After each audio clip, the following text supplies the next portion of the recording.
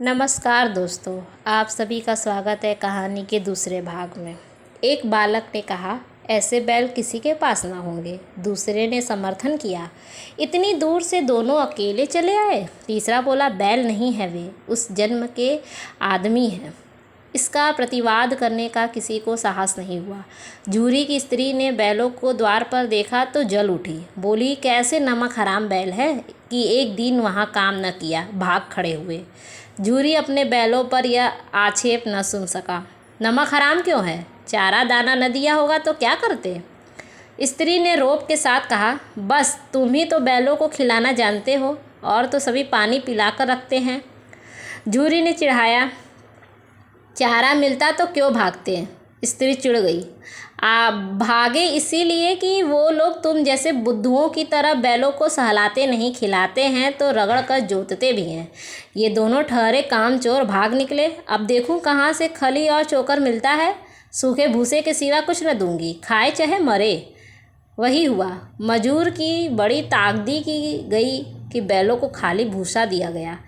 बैलों ने नांद में मुंह डाला तो फीका फीका, न कोई चिकनाहट न कोई रस। क्या खाए? आशा भरी आंखों से द्वार की ओर ताकने लगे। झूरी ने मजदूर से कहा, थोड़ी सी खली क्यों नहीं डाल देता बे? मालकिन मुझे मार ही डालेंगी। चुरा कर डाला? ना दादा, पीछे से तुम भी उन्हीं की कहोगे। झूरी का साला फिर आया दूसरे दिन और बैलों को ले चला। अब की उसने दोनों को गाड़ी में जोता। 2-4 बार मोती ने गाड़ी को खाई में गिरा चाहा, पर हीरा ने संभाल लिया। वह ज़्यादा सहनशील था।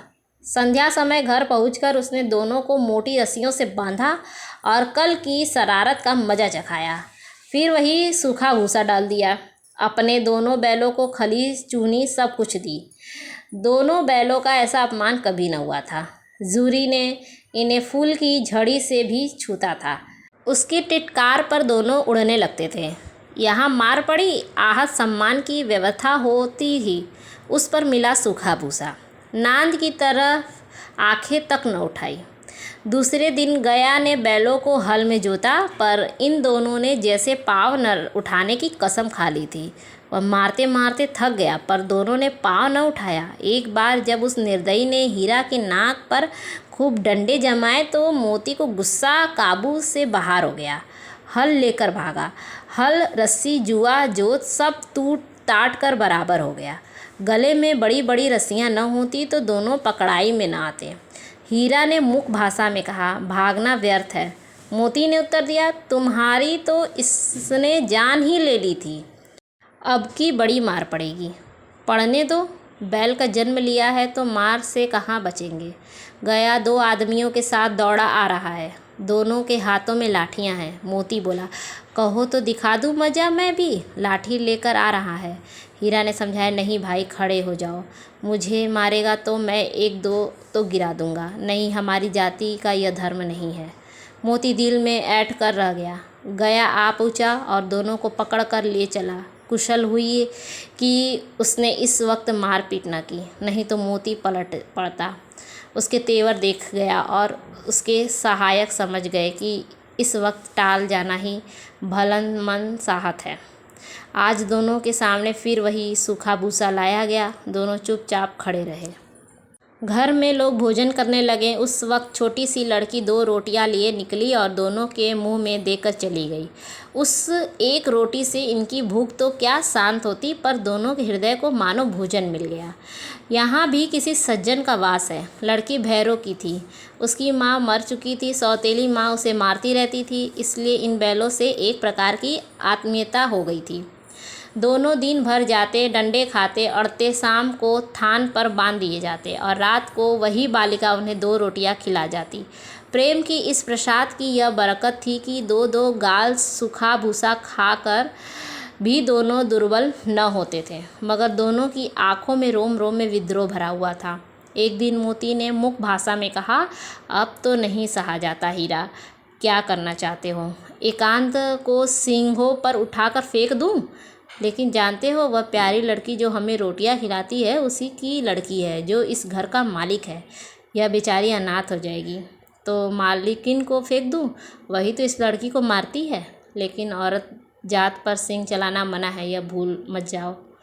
तुम तो किसी तरह निकलने ही नहीं देते, बताओ तुड़ा कर भाग चले? हाँ, यह मैं स्वीकार करता हूँ, लेकिन इतनी मोटी रस्सी टूटेगी कैसे? इसका एक उपाय है। पहले रस्सी को थोड़ा चबा लो, फिर एक झटके में तोड़ देते हैं। रात को जब बालिका रोटी खिलाकर चली गई तो दोनों रस्सियां चबाने लगे, पर मोटी रस्सी मुंह में ना आती थी। बेचारे बार बार जोर लगाकर रह जाते। सहसा का घर खुला और वह लड़की निकली। दोनों सिर झुकाकर उसका हाथ चाटने लगे। दोनों की पूंछें खड़ी हो गई। उसने उनके माथे सहलाए और बोली, खोल देती हूँ, चुपके से भाग जाओ, नहीं तो ये लोग मार डालेंगे। आज घर में सलाह हो रही है कि इनकी नाकों में नाथ डाल दी जाए। उसने गराव खोल दिया, पर दोनों चुप खड़े रहे। मोती ने अपनी भाषा में पूछा, अब चलते क्यों नहीं? हीरा ने कहा, चले तो, लेकिन कल इस अनाथ पर आफत आएगी, सब इसी पर संदेह करेंगे। सहसा बालिका चिल्लाई, दोनों फूफा वाले बैल भागे जा रहे हैं। ओ दादा, ओ दादा, दोनों बैल भागे जा रहे हैं। ओ दादा, ओ दादा, दोनों बैल भागे जा रहे हैं, जल्दी दौड़ो। गया हड़बड़ाहट भीतर से निकला और बैलों को पकड़ने चला। वे दोनों भागे। गया ने पीछा किया और भी तेज हुए। गया ने शोर मचाया, फिर गांव के कुछ आदमियों को भी साथ लेने के लिए लौट गया।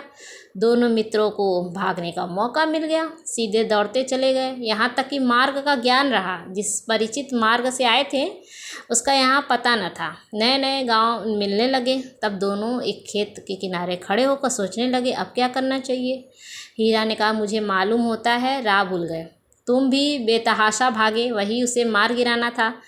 उसे मार गिराते तो दुनिया क्या कहती? वह अपने धर्म छोड़ दे, लेकिन हम क्या अपना धर्म छोड़ दें? दोनों भूख से व्याकुल हो रहे। खेत में मटर खड़ी थी, चरने लगे। रह रह कर आहट लेते रहे थे, कोई आता तो नहीं है। जब पेट भर गया, दोनों ने आज़ादी का अनुभव किया तो मस्त होकर उछलने कूदने लगे। पहले दोनों ने ढकार ली, फिर सींग मिलाए और एक दूसरे को ठेकने लगे। मोती ने हीरा को कई कदम पीछे हटा दिया, यहाँ तक कि वह खाई में गिर गया। तब उसे भी क्रोध आ गया, संभल कर उठा और मोती से भिड़ गया। मोती ने देखा कि खेल में झगड़ा हुआ चाहता है तो किनारे हट गया। अरे यह क्या, कोई सांड डौंकता चला आ रहा है। हाँ, सांड ही है। वह सामने आ पहुंचा। दोनों मित्र बगले झांक रहे थे। सांड पूरा हाथी था। उससे भिड़ना जान से हाथ धोना है, लेकिन अब भिड़ने पर भी जान बचाती नजर नहीं आती। इन्हीं की तरफ आ भी रहा है। कितनी भयंकर सूरत है।